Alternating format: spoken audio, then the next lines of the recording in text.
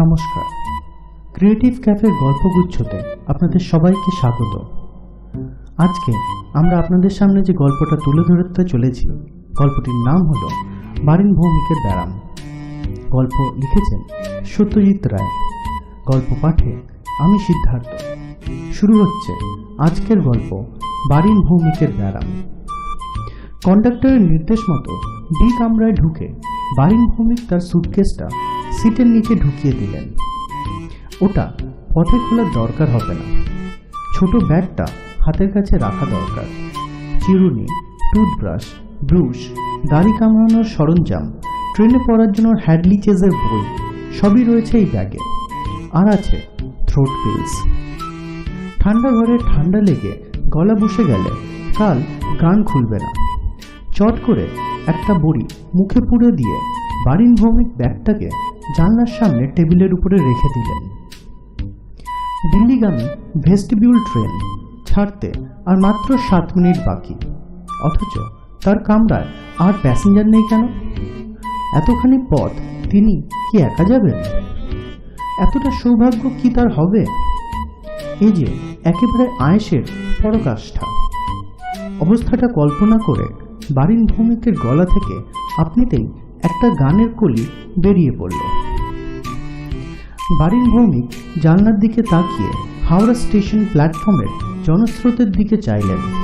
দুটি ছোকরা তার দিকে চেয়ে পরস্পরে কি যেন বলাবলি করছে। বারিনকে চিনেছে তারা, অনেকেই চেনে। অন্তত কলকাতা শহরের এবং অনেক বড় বড় মফস্বল শহরের অনেকেই শুধু তার কণ্ঠস্বর নয়, তার চেহারার সঙ্গেও পরিচিত। প্রতি মাসেই 5-7টা ফাংশনে তার ডাক পড়ে। বারিন ভৌমিক গাইবেন নজরুল গীতি ও আধুনিক গান। খ্যাতি ও অর্থ দুই এখন বারিন ভৌমিকের হাতের মুঠোয়। অবশ্যই এটা হয়েছে বছর 5 হলো। তার আগে কয়েকটা বছর তাকে বেশ, যাকে বলে, স্ট্রাগল করতে হয়েছে। গানের জন্য নয়, গাইবার ক্ষমতা তার সহজাত। কিন্তু শুধু গাইলে তো আর হয় না, তার সঙ্গে চাই কপালের জোর। তাই চাই ব্যাংকিং।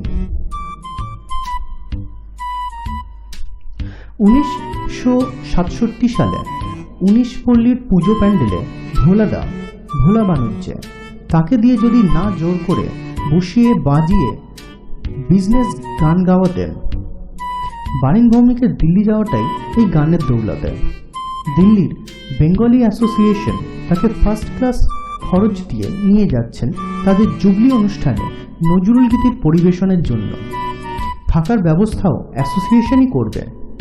2 দিন দিল্লি থেকে তারপর আগ্রা, ফতেপুর সিকরি দেখে ঠিক 7 দিন পরে আবার কলকাতায় ফিরবেন বারিন ভৌমিক। তারপর পুজো পড়ে গেলে তার আর অবসর নেই। প্রহরে প্রহরে হাজিরা দিতে হবে গানের আসরে, শ্রোতাদের কানে মধু বর্ষণ করার জন্য। আপনার লাঞ্চের অর্ডার স্যার। কন্ডাক্টর গার্ড এসে দাঁড়িয়েছিলেন। কি পাওয়া যায়? বারিন প্রশ্ন করলেন। আপনি নন ভেজিটেরিয়ান তো? দিশি খাবেন না ওয়েস্টার্ন স্টাইল? দিশি হলে আপনার। বারিন নিজের পছন্দ মতন লাঞ্চের অর্ডার দিয়ে সবেমাত্র একটি 3 অ্যাক্সেল ধরিয়েছেন। এমন সময় আরেকটি প্যাসেঞ্জার এসে কামরায় ঢুকলেন এবং ঢোকার সঙ্গে সঙ্গে দিল্লির গাড়ি গাঁছড়া দিয়ে তার যাত্রা শুরু করল। নবাগত যাত্রীটির সঙ্গে চোখাচোখি হতেই তাদের চেনা মনে হওয়ার বারিনের মুখে একটু হাসির আভাস দেখা দিল। আগন্তুকের দিক থেকে কোনো সাড়া না পেয়ে মুহূর্তেই আবার যেন সেটা মিলিয়ে গেল। বারিন কি তাহলে ভুল করছেন? ছি ছি ছি ছি, এই অবিবেচক বোকা হাসিটা কি দরকার ছিল? কি অপ্রস্তুত! মনে পড়ল একবার রেসের মাঠে একটি ব্রাউন পাঞ্জাবি পরা পৌর ভদ্রলোককে পিছন দিক থেকে কি খব্বর ত্রিবিদ্যা বলে পিঠে একটা প্রচণ্ড চাপড় মারার পরমুহূর্তেই বারিন বুঝেছিলেন তিনি আসলে ত্রিবিদ্যা নন। এই লজ্জাকর ঘটনার স্মৃতি তাকে অনেকদিন ধরে যন্ত্রণা দিয়েছিল। মানুষকে অপদস্থ করার জন্য এমন কত রকম ফাঁদ যে চারিদিকে ছড়িয়ে আছে তা বলার মতন না। বারিন ভৌমিক আরেকবার আগন্তুকের দিকে দৃষ্টি দিলেন। ভদ্রলোক স্যান্ডেল খুলে সিটের উপরে পা ছড়িয়ে বসে সদ্য কেনা ইলাস্ট্রেটেডস উইকলিটা নেড়েচেড়ে দেখছেন।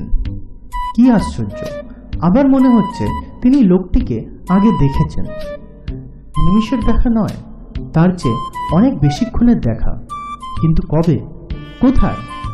ঘন ভুরু, সরু গোঁফ, মডেল দিয়ে পালিশ করা চুল, কলপের ঠিক মাঝখানে একটা ছোট আঁচিল। তার মুখ তার চেনা, নিশ্চয়ই চেনা।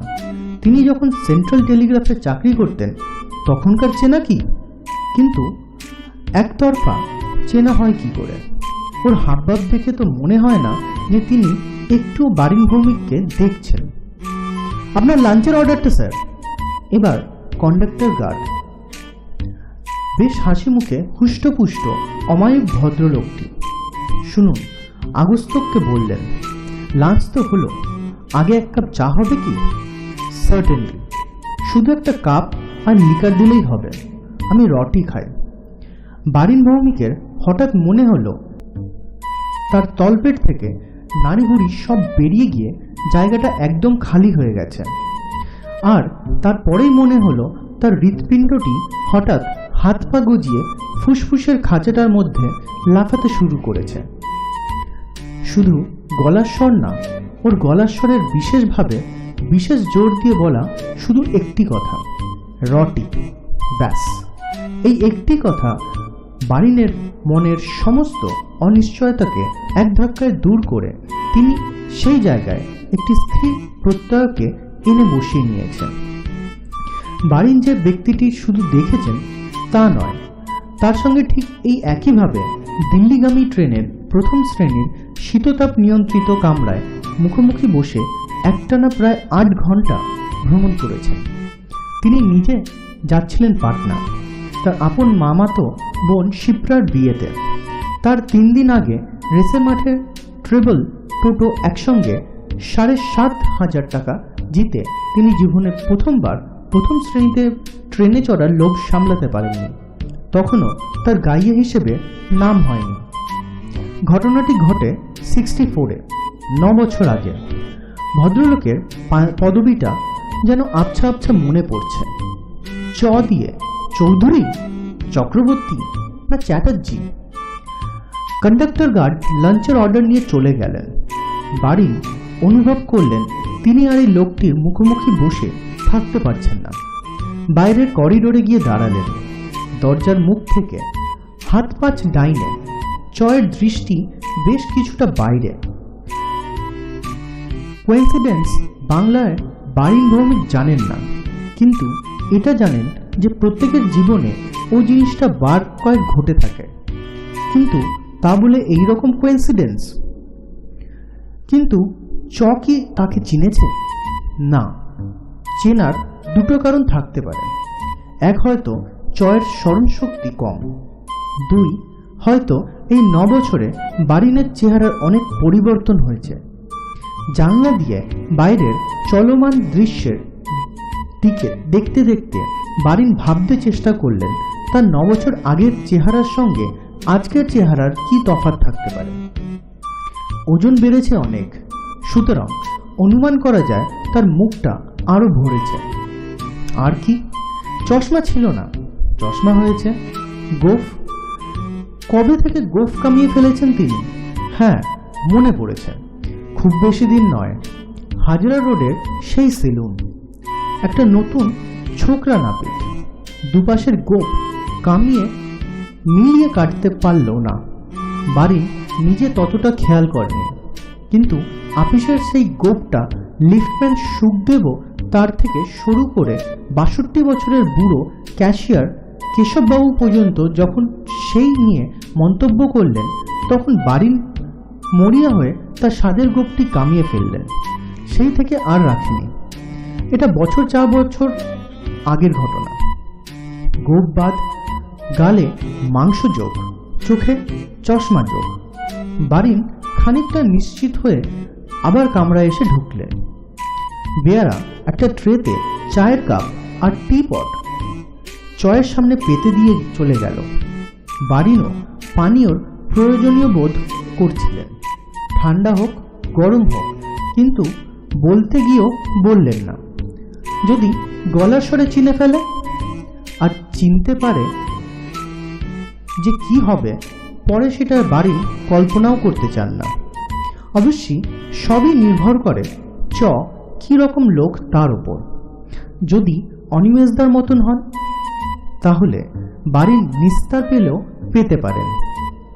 একবার বাসে একটা লোক অনিমেষদার পকেট হাতড়াচ্ছিল। টের পেয়েও লজ্জায় তিনি কিছু বলতে পারেননি। মানিব্যাগ সমেত 4টি 10 টাকার কড়কড়ে নোট তিনি পকেটমারটিকে প্রায় একরকম দিয়েই দিয়েছিলেন। পরে বাড়িতে এসে বলেছিলেন, পাবলিক বাসে এক গাড়ি লোকের ভেতর একটা সিন হবে, আর তার মধ্যে একটা প্রমিনেন্ট পার্ট নেব আমি, এই হতে দেওয়া যায় না।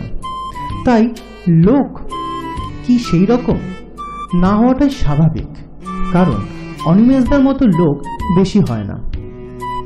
তাছাড়া চেহারা দেখেও মনে হয় এই লোক সেরকম নয়। ওই ঘন ভুরু, ঠক্কর খাওয়া নাক, সামনের দিকে বেরিয়ে থাকা থুতনি, সব মিলিয়ে মনে হয় এ লোক বাড়িকে চিনতে পারলেই তার লোমশ হাত দিয়ে শার্টের কলারটা খামচে ধরে বলবে, আপনি সেই লোক যিনি 64-এ আমার ঘড়ি চুরি করেছিলেন। স্ক্রাউন্ডেল, এই 9 বছর ধরে তোমায় খুঁজে বেড়াচ্ছি আমি। আজ আমি তোমার। আর ভাবতে পারলেন না বাড়ির ভৌমিক। এই ঠান্ডা কামড়াতেও তার কপাল ঘেমে উঠছে। রেলওয়ের রেক্সিনে মোড়া বালিশে মাথা দিয়ে তিনি শটান সিটের উপর শুয়ে পড়ে বাঁ হাতটা দিয়ে চোখটা ঢেকে দিলেন। চোখ দেখেই সবচেয়ে সহজে মানুষকে চিনতে পারা যায়। বাড়িও প্রথমে চোখ দেখেই চকে চিনতে পেরেছিলেন। প্রত্যেকটি ঘটনা পুঙ্খানুপুঙ্খভাবে তার মনে পড়ছে। শুধু চয়ের ঘড়ি চুরির ঘটনা না, সেই ছেলে বয়সের যার যা কিছু চুরি করেছেন সব তিনি চোখের সামনে দেখতে পাচ্ছেন। এক এক সময় খুবই সামান্য সে জিনিস, হয়তো একটা সাধারণ ডট পেন মুকুল মামার, কিংবা একটা সস্তা ম্যাগনিফাইং গ্লাস সেই স্কুলের সহপাঠী অক্ষয়ের, অথবা ছেনিদার একজোড়া হাড়ের কাফলিংস, যেটার কোনো প্রয়োজন ছিল না বাড়িনের, কোনোদিন ব্যবহারও করেনি। চুরির কারণ এই যে সেগুলো হাতের কাছে ছিল এবং সেগুলো অন্যের জিনিস। 12 বছর বয়স থেকে শুরু করে 25 বছর পর্যন্ত কমপক্ষে 50টা পরের জিনিস বাড়ির ভৌমিক কোনো না কোনো উপায়ে আত্মসাৎ করে নিজের ঘরে নিজের কাছে এনে রেখেছেন। একে চুরি ছাড়া আর কি বলা যায়? চোরের সঙ্গে তফাৎ শুধু এই যে চোর চুরি করে অভাবের তাড়নায়, আর তিনি করেন অভ্যাসের বশে। লোকে তাকে কোনোদিন সন্দেহ করেনি, তাই কোনোদিন ধরা পড়তে হয়নি। বারিন জানেন যে এইভাবে চুরি করাটা একটা বিশেষ ব্যারাম। একবার কথার ছলে এক ডাক্তার বন্ধুর কাছ থেকে তিনি ব্যারামের নামটিও জেনে নিয়েছিলেন, কিন্তু এখন মনে পড়ছে না। তবে 9 বছর আগে চয়ের ঘড়ি নেওয়ার পর থেকে আজ অবধি সে এই কাজটা আর কখনো করেনি। এমনকি করার সেই সাময়িক অথচ প্রবল আকাঙ্ক্ষাটাও অনুভব করেনি। বারিন জানেন যে এই উৎকট রোগ থেকে তিনি মুক্তি পেয়েছেন। তার অন্যান্য চুরির মধ্যে ঘড়ি চুরির একটা তফাৎ ছিল যে ঘড়িটা তার সত্যি প্রয়োজন ছিল। রিস্ট ওয়াচ না, সুইজারল্যান্ডের তৈরি একটি ভারী সুন্দর ট্রাভেলিং ক্লক, একটা নীল চতুষ্কোণ বাক্স, আর ঢাকনা খুললেই ঘড়িটা বেরিয়ে এসে সোজা হয়ে দাঁড়িয়ে থাকে। অ্যালার্ম ঘড়ি, আর সেই অ্যালার্মের শব্দ এতই সুন্দর যে ঘুম ভাঙার সঙ্গে সঙ্গে কান জুড়িয়ে যায়। এই 9 বছর সামনে সেটা ব্যবহার করেন বারিন ভৌমিক। তিনি যেখানেই গেছেন সঙ্গে রেখেছে তার সেই ঘড়িটা। আজকেও সে সেই ঘড়ি তার সঙ্গেই আছে, জানলার সামনে ওই টেবিলের উপর রাখা ব্যাগের মধ্যে। কদ্দূর যাবেন? বারিন তড়িৎ পৃষ্ঠের মতো চমকে উঠলেন। লোকটা তার সঙ্গে কথা বলছে, তাকে প্রশ্ন করছে। দিল্লি। আজ্ঞে? দিল্লি। প্রথমবার অতিরিক্ত সাবধানতা অবলম্বন করতে গিয়ে একটু বেশি আস্তে উত্তর দিয়ে ফেলেছিলেন বারিন। আপনার কি ঠান্ডায় গলা বসে গেছে নাকি? না, ওটা হয় মাঝে মাঝে। অ্যাকচুয়ালি এয়ার কন্ডিশনে একমাত্র লাভ হচ্ছে ধুলোর হাত থেকে রেহাই পাওয়া, না হলে আমি এমনি ফার্স্ট ক্লাসেই যেতাম। বারিন চুপ। পারলে তিনি চয়ের দিকে তাকান না, কিন্তু চ তার দিকে দেখছে কিনা সেটা জানার দুর্নিবার কৌতূহল তার দৃষ্টি বারবার ভদ্রলোকের দিকে নিয়ে যাচ্ছে। কিন্তু চ নিরুদ্বিগ্ন, নিশ্চিত।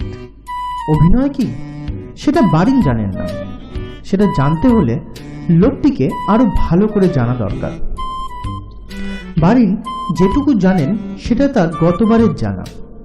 এক হলো দুধ চিনি ছাড়া চা পানের অভ্যাস, আরেক হলো স্টেশন এলেই নেমে গিয়ে কিছু না কিছু খাবার জিনিস কিনে নিয়ে আসা।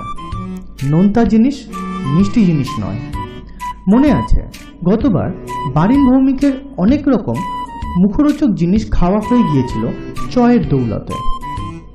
এছাড়া তার চরিত্রে আরেকটা দিক প্রকাশ পেয়েছিল পাটনা স্টেশনের কাছাকাছি এসে। এটার সঙ্গে ঘড়ির ব্যাপারটা জড়িত, তাই ঘটনাটা বারিনের স্পষ্ট মনে আছে। সেবার গাড়িতে ছিল অমৃতসর মেল। পাটনা পৌঁছাবে ভোর 5টায়। কন্ডাক্টর এসে 4:30টায় তুলে দিয়েছিলেন বারিনকেও। চ আজ জাগা, যদিও তিনি যাচ্ছেন দিল্লি।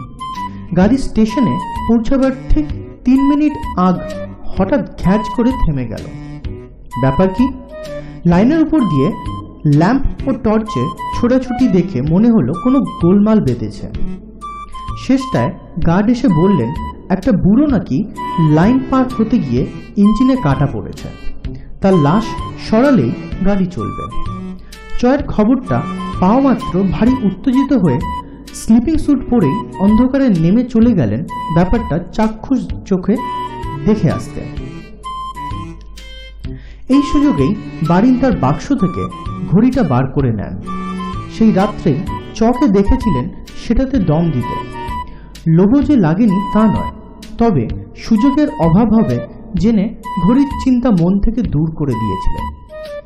এই মুহূর্তে অপ্রত্যাশিতভাবে সে সুযোগ এসে পড়াতে সে লোভ এমনভাবে মাথাচাড়া দিয়ে ওঠে যে ব্যাংকের ওপর থেকে একটি ঘুমন্ত প্যাসেঞ্জার থাকা সত্ত্বেও তিনি ঝুঁকি নিতে দ্বিধা করেননি। কাজটা করতে তার লাগে মাত্র 15-20 সেকেন্ড। চ ফিরেছিলেন প্রায় 5 মিনিট পরে। হরিবল ব্যাপার। ভিকিরি, ধর একদিকে, মুড়ো একদিকে। সামনে কাউক্যাচর থাকতে কাঁটা যে কেন পড়ে বুঝতে পারি না মশাই। এটাও উদ্দেশ্য তো লাইনে কিছু পড়লে সেটাও ঠেলে বাইরে ফেলে দেওয়া। পাটনায় নেমে স্টেশন থেকে বেরিয়ে মেজু মামার মোটরে ওঠার সঙ্গে সঙ্গে বারিন ভৌমিকের তলপেটের অস্বস্তিটা ম্যাজিকের মতো উবে যায়। তার মন বলে ঘড়ির মালিকের সঙ্গে এতকাল যে ব্যবধান ছিল, কেউ কারুর নাম শোনেনি, কেউ কাউকে দেখেনি। গত 8 ঘন্টা আকস্মিক সান্নিধ্যের পর আবার সেই ব্যবধান এসে পড়েছে। এরপরে আবার কোনোদিন পরস্পরের সাথে দেখা হওয়ার সম্ভাবনাটা কোটিতে 1, কিংবা হয়তো তার চেয়েও কম। কিন্তু এই তিল প্রমাণ সম্ভাবনাই যে 9 বছর পরে হঠাৎ সত্যে পরিণত হবে সেটা কে জানত। বারিন মনে মনে ভাবলেন এই ঘটনার থেকেই মানুষ কুসংস্কারের জালে জড়িয়ে পড়ে। আপনি কি দিল্লির বাসিন্দা না কলকাতা? বারিনের মনে পড়ল সেবারও লোকটা তাকে নানা রকম প্রশ্ন করেছিল। এই গায়ে পড়া আলাপ করার বাতিকটা বারিন পছন্দ করেন না। কলকাতা, বারিন জবাব দিলেন। তার অজান্তেই তার স্বাভাবিক গলায় স্বরটা বেরিয়ে পড়েছে। বারিন নিজেকে ধিক্কার দিলেন। ভবিষ্যতে তাকে আরো সতর্ক হতে হবে। কিন্তু এ কি, ভদ্রলোক তার দিকে এভাবে একদৃষ্টে চেয়ে রয়েছেন কেন? সহসা এ যেন কৌতূহলের কারণ কি? বারিন অনুভব করলেন তার নাড়ি আবার চঞ্চল হয়ে উঠেছে। আপনার কি রিসেন্টলি কোনো ছবি বেরিয়েছে কাগজে? বারিন বুঝলেন এ ব্যাপারে সত্য গোপন করা বুদ্ধিমানের কাজ হবে না। ট্রেনে অন্যান্য বাঙালি যাত্রী রয়েছে, তাদের মধ্যে কেউ না কেউ তাকে চিনে ফেললেও ফেলতে পারে। এর কাছে নিজের পরিচয়টা দিলে ক্ষতি কি? বরং বারিন যে একজন খ্যাতনামা ব্যক্তি সেটা জানলে পরে 9 বছর আগেই সেই ঘড়িচোরের সঙ্গে তাকে এক করা দেখে চয়ের পক্ষে আরও অসম্ভব হবে। কোথায় দেখেছেন আপনি ছবি? বারিন পাল্টা প্রশ্ন করলেন। আপনি গান করেন কি? আবার প্রশ্ন করলেন। হ্যাঁ, তা একটু আধটু। আপনার নামটা? বারীন্দ্রনাথ ভৌমিক। তাই বলুন, বারিন ভৌমিক, তাই চেনা চেনা মনে হচ্ছিল। আপনি তো রেডিওতেও থেকে মাঝে মাঝে গান করেন। আজ্ঞে হ্যাঁ, আমার স্ত্রী আপনার খুব ভক্ত। দিল্লি যাচ্ছেন কি গানের ব্যাপারে? হ্যাঁ। বেশি ভেঙে বললেন না বারিন, শুধু হ্যাঁ বা নায় যদি উত্তর হয় তবে তাই বললেন। দিল্লিতে এক ভৌমিক আছে, ফিনান্সে। স্ক্রিপ্টসে পড়তো আমার সঙ্গে। নীতিশ ভৌমিক। আপনার কোনো ইয়েটিয়ে নাকি? ইয়েটিয়ে বটে। বারিনের খুড়তুতো দাদা, কড়া সাহেবী মেজাজের লোক, তাই বারিনের আত্মীয় হলেও সমগোত্রীয় নয়। আজ্ঞে না, আমি চিনি না। এখানেই মিথ্যে বলাটা শ্রেয় বিবেচনা করেন বারিন। লোকটা এবার কথা বন্ধ করতেও পারে। এত জেরা কেন রে বাবু? যাক, লাঞ্চ এসে গেছে। আশা করি কিছুক্ষণের জন্য প্রশ্নবাণ বন্ধ হবে। সঙ্গে সঙ্গে হলেও তাই। ভোজন রসিক। একবার মুখে খাদ্য প্রবেশ করলে কথার রাস্তা যেন আপনা থেকেই বন্ধ হয়ে যায়। কিন্তু বারিন ভৌমিকের ভয় খানিকটা কেটে গেল, একটা অস্বস্তি এখনো যেন রয়ে গেছে। এখনো 20 ঘন্টার পথ বাকি। মানুষের স্মৃতিভাণ্ডার বড় আশ্চর্য জিনিস। কিসের খোঁচা মেরে কোন আদ্যিকালের কোন স্মৃতিকে জাগিয়ে তুলবে তার কিছুই ঠিক নেই। ওই কেমন রটি। বারিনের বিশ্বাস, ওই বিশেষ কথাটা না শুনলে সে সেই 9 বছর আগের ঘড়ির মালিক চয়ের ধারণা কিছুতেই ওর মনে বন্ধমূল হতো না। সেরকম বারিনেরও কোনো কথা বা কাজে যদি তার পুরনো পরিচয়টি চয়ের কাছে ধরা পড়ে যায়। এইসব ভেবে বারিন স্থির করলেন যে তিনি কথাও বলবেন না, কাজও করবেন না। খাবার পর মুখের সামনে হ্যাডলি চেজের বইটি খুলে বালিশে মাথা দিয়ে শুয়ে রইলেন। প্রথম পরিচ্ছেদটা শেষ করে সাবধানে ঘাড় ফিরিয়ে দেখলেন যে ঘুমিয়ে পড়েছে। অন্তত দেখলে তাই মনে হয়।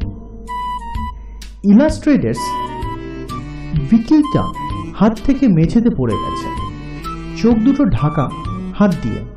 কিন্তু বুকের ওঠানামা দেখে ঘুমন্ত লোকের স্বাভাবিক ছন্দ নিঃশ্বাস বলেই মনে হয়। বারিন জানালা দিকের বাইরের দিকে চাইলেন। মাঠঘাট, গাছপালা, খোলার বাড়ি মিলিয়ে বেহারে রুদ্র বিশ্বাস।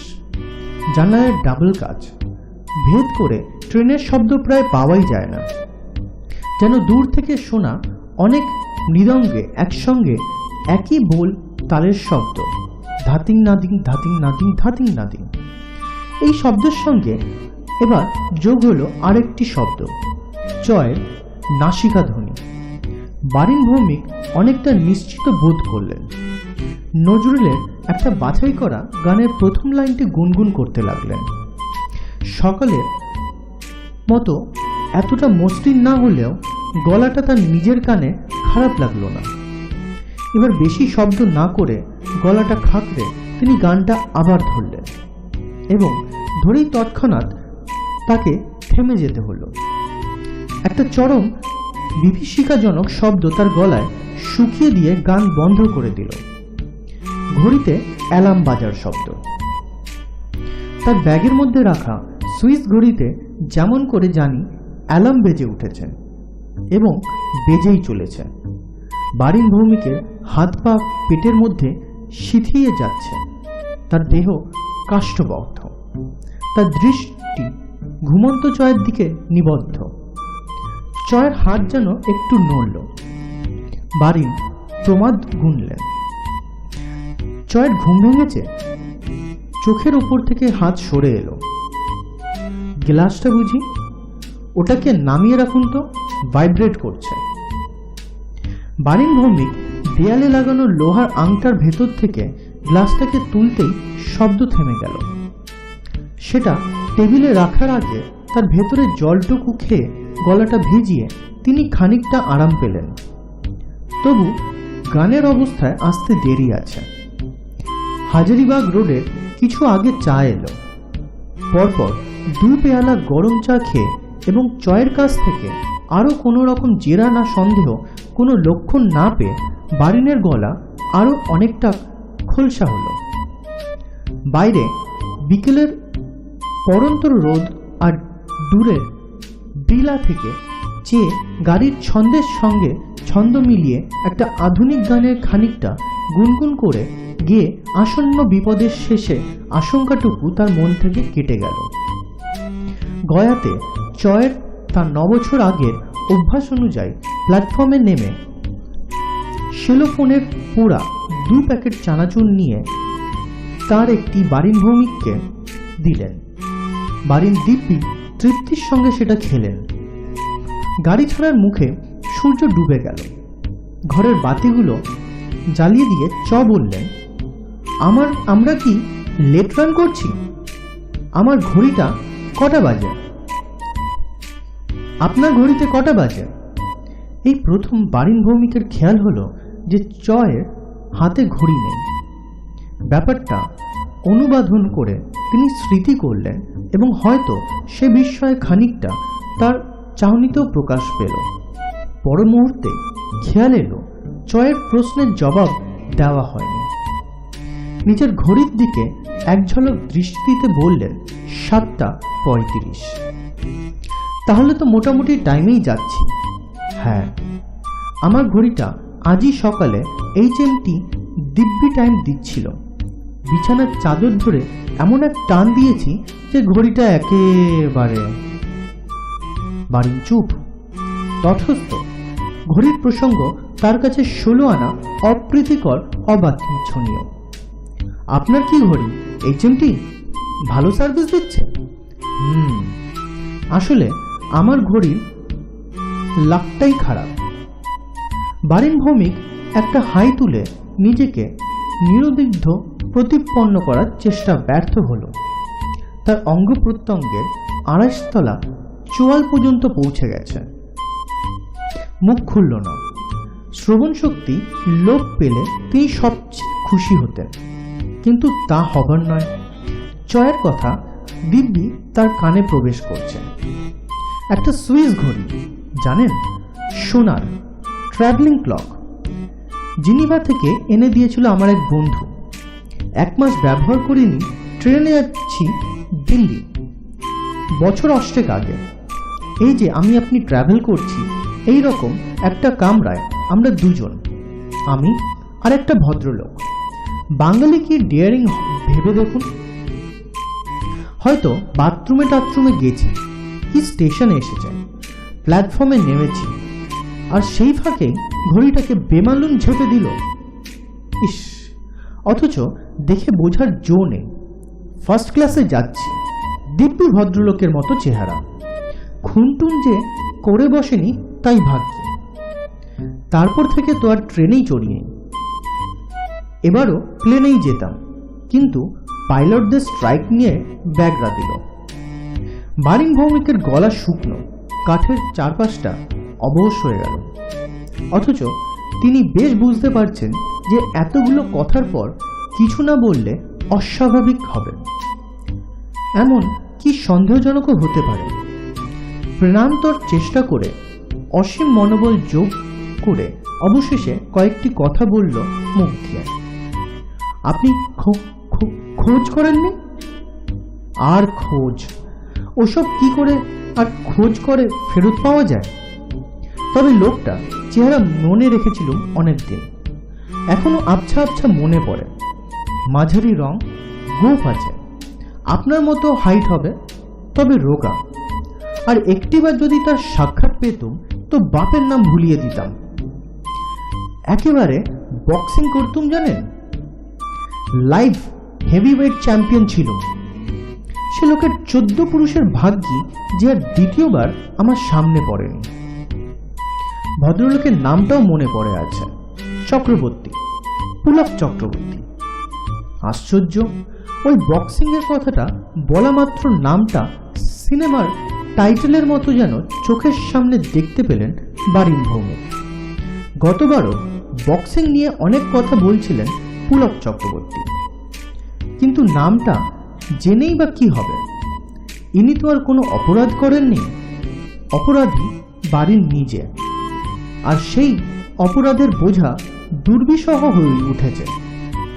সব স্বীকার করলে কেমন হয়? ঘড়িটা ফেরত দিলে কেমন হয়? হাতের কাছে ব্যাগটা খুললেই তো। দূর পাগল, ওসব কি চিন্তাকে প্রশ্রয় দিচ্ছেন বারিন ভৌমিক? নিজেকে চোর বলে পরিচয় দেবেন? প্রখ্যাত কণ্ঠশিল্পী তিনি না বলিয়া পরের দ্রব্য নেওয়া কথা স্বীকার করবেন? তার ফলে তার নাম যখন ধুলোয় উঠবে তখন আর গানের ডাক আসবে কোত্থেকে? তার ভক্তের দলই বা কি ভাববে, কি বলবে? তিনি নিজের যে সাংবাদিক নন বা সংবাদপত্রের সঙ্গে যুক্ত নন, তারই বা গ্যারান্টি কোথায়? না, স্বীকার করার প্রশ্নই ওঠে না। হয়তো স্বীকার করার প্রয়োজনও নেই। পুলক চক্রবর্তী ঘন ঘন চাইছেন তার দিকে। আরে 16 ঘন্টা আছে দিল্লি পৌঁছাতে। কোনো এক বিভৎস মুহূর্তে ফস করে চিনে ফেলার দীর্ঘ সুযোগ পড়ে আছে সামনে। আরে এই তো সেই লোক। বারিন কল্পনা করছেন তার গোঁফ খসে পড়ে গেছে, গাল থেকে মাংস ঝরে গেছে, চোখ থেকে চশমা খুলে গেছে। পুলক চক্রবর্তী এক দৃষ্টে চেয়ে রয়েছে তার 9 বছর আগের চেহারাটার দিকে। তার ঈষৎ কটা চোখের দৃষ্টি ক্রমশ তীক্ষ্ণ হয়ে আসছে, আর ঠোঁটের কোণে ক্রূর হাসি ফুটে উঠেছে। বাছাধন, পথে এসো এবার। আদ্যিবাদে বাগে পেয়েছি তোমায়। ঘুঘু দেখেছ, পাত তো দেখনি। 10টা নাগাদ বারিন ভৌমিকের কম্প দিয়ে জ্বর এলো। গার্ডকে বলে তিনি একটি অতিরিক্ত কম্বল চেয়ে নিলেন। তারপর 2টি কম্বল একসঙ্গে পা থেকে নাক অবধি টেনে দিয়ে শয্যা দিলেন। পুলক চক্রবর্তী কামরার দরজা বন্ধ করে ছিটকিনি লাগিয়ে দিলেন। বাতি নেভাতে গিয়ে বারিনের দিকে ফিরে জিজ্ঞাসা করলেন, আপনাকে অসুস্থ বলে মনে হচ্ছে, ওষুধ খাবেন? ভালো বড়ি আছে, 2টো খেয়ে নিন। এয়ার কন্ডিশনিং এর অভ্যেস নেই বোধ হয়। বারিন বড়ি খেলেন। একমাত্র ভরসা যে ঘড়ি চোর বলে চিনতে পারলেও তাকে অসুস্থ দেখে হয়তো পুলক চক্রবর্তী কঠিন শাস্তি থেকে বিরত হবেন। একটা ব্যাপার তিনি ইতিমধ্যেই স্থির করে ফেলেছেন, পুলক তাকে চিনতে না পারলেও কাল দিল্লি পৌঁছাবার আগে কোনো এক সুযোগে সুইস ঘড়িটা তার আসল মালিকের বাক্সের মধ্যে চালান দিতে হবে। কিন্তু সম্ভব হয়তো মাঝরাতেই কাজটা সেরে ফেলা যায় ভালো। কিন্তু জ্বরটা না কমলে কম্বলের তলা থেকে বেরোনো সম্ভব হবে না। এখনো মাঝে মাঝে সমস্ত শরীর কেঁপে উঠছে। পুলক তার মাথার কাছে রিডিং ল্যাম্পটা জ্বালিয়ে রেখেছেন। তার হাতে খোলা একটা পেপার ব্যাগ বই। কিন্তু তিনি কি সত্যি পড়ছেন, না বইয়ের পাতায় চোখ রেখে অন্য কিছু চিন্তা করছেন? বইটা একভাবে ধরে রেখেছে কেন? পাতা উল্টাচ্ছে না কেন? কতক্ষণ সময় লাগে পাশাপাশি 2টো পাতা পড়তে? আবার বারিন লক্ষ্য করলেন যে পুলকের দৃষ্টি বইয়ের পাতা থেকে সরে আসছে। তার মাথাটা ধীরে ধীরে পাশের দিকে ঘুরল। দৃষ্টি ঘুরে আসছে বারিনের দিকে। বারিন চোখ বন্ধ করলেন। বেশ কিছুক্ষণ চোখ বন্ধ করে রইলেন। এমনকি পুলক চেয়ে আছে তার দিকে। খুব সাবধানে চোখের পাতা দুটোকে যৎসামান্য ফাঁকা করলেন বারিন।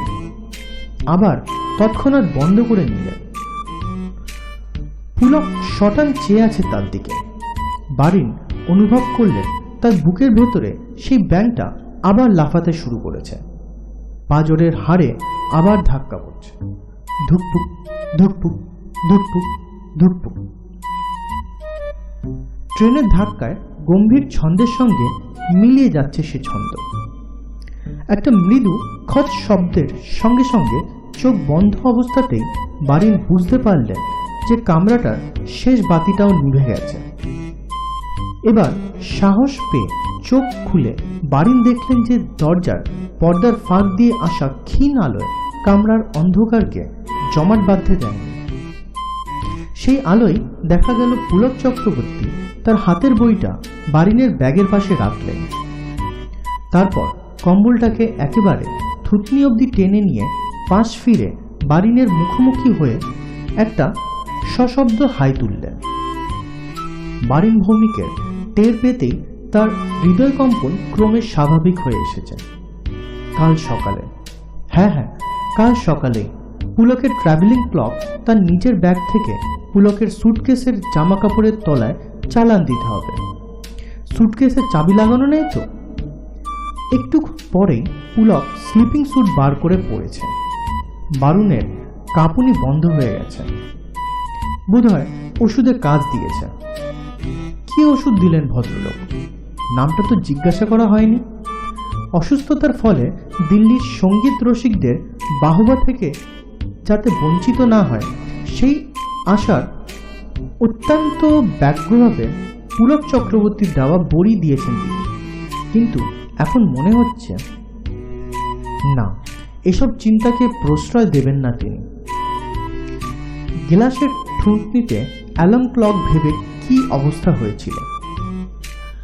এসবের জন্য দায়ী তার অপরাধবোধ জর্জরিত অসুস্থ মন।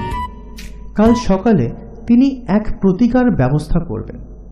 মন খোলসা না হলে গলা খুলবে না, গান বেরোবে না, বেঙ্গলি অ্যাসোসিয়েশন বলে কথা। চায়ের সরঞ্জামের টুংটাং শব্দে বারিন ভৌমিকের ঘুম ভাঙল।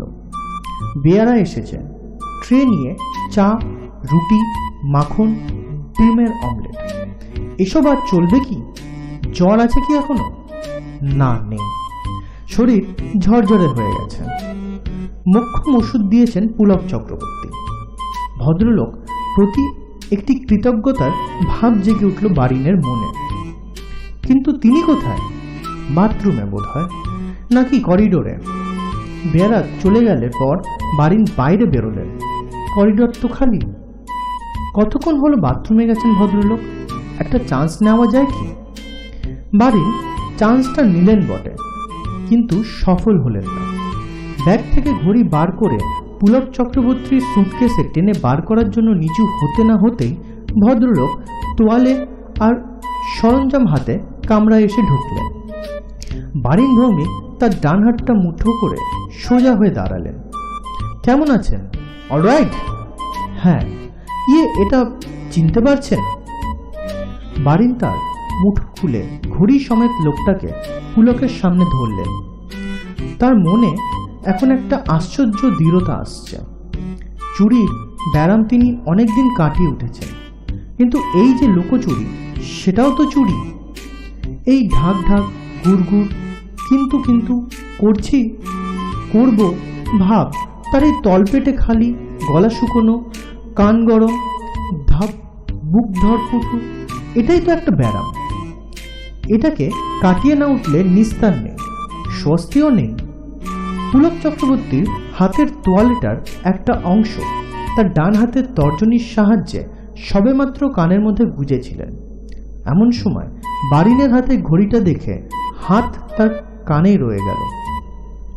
বারিন বললেন, আমি সেই লোক। মোটা হয়েছি, গোঁফটাও কামিয়েছি, আর চশমা নিয়েছি। আমি পাটনা যাচ্ছিলাম, আপনি দিল্লি। 64। সেই যে একটা লোক কাটা পড়ল, আপনি দেখতে নামলেন, সেই সুযোগেই আমি ঘড়িটা নিয়ে নিই। পুলকের দৃষ্টি যখন ঘড়ি থেকে সরে গিয়ে বারিনের চোখের উপর নিবদ্ধ হলো, বারিন বললেন, তার কপালের মাঝখানে নাকের উপর দুটো সমান্তরাল খাজ চোখের সাদা অংশটা অস্বাভাবিক রকম প্রকট। ঠোঁট দুটো ফাঁক হয়ে গিয়ে কিছু বলার জন্য তৈরি হলেও কিছু বলতে পারছেন না। বারিন বলে চললেন, আসলে ওটা আমার একটা ব্যারাম, জানেন তো। মানে আমি আসলে চোর নই, ডাক্তারিতে এর একটা নাম আছে, এখন মনে পড়ছে না। যাই হোক, এখন আমি একেবারে নর্মাল। ঘড়িটা একদিন ছিল, ব্যবহার করেছি, আজও সঙ্গে রয়েছে। আপনার সঙ্গে দেখা হয়ে গেল, প্রায় মিরাক্কেলের মতনই, তাই আপনাকে ফেরত দিচ্ছি। আশা করি আপনার মনে কোনো ইয়ে থাকবে না। পুলক চক্রবর্তী একটা অস্ফুট থ্যাঙ্কস ছাড়া আর কিছু বলতে পারলেন না। আর হারানো ঘড়ি তার নিজের কাছে ফিরে এসেছে। হতসম্ভবভাবে সেটা হাতে নিয়ে তিনি দাঁড়িয়ে আছেন। বারিন তার ব্যাগ থেকে দাঁতের মাজুন, টুথব্রাশ ও দাড়ি কামানোর সরঞ্জাম বার করে টয়লেটের র্যাক থেকে নামিয়ে নিয়ে কামরার দরজা দিয়ে বেরিয়ে গেলেন। বাথরুমে ঢুকে দরজা বন্ধ করে নজরুলের কত রাতই পোহালো গানের খানিকটা গিয়ে বুঝলেন তার কণ্ঠের স্বাভাবিক সাবলীলতা তিনি ফিরে পেয়েছেন। ফাইন্যান্সের এনভি ভৌমিকের টেলিফোনে পেতে প্রায় 3 মিনিট সময় লাগলো। শেষে একটা পরিচিত গম্ভীর কণ্ঠে শোনা গেল, হ্যালো। কে? নীতিশদা, আমি ভোঁদু। কিরে, এসে গেছিস? আজ যাব তোর গলাবাজি শুনতে। তুই তো একটাও কেউকেটা হয়ে গেলি শেষটা, ভাবা যায় না। যাক, কি খবর বল?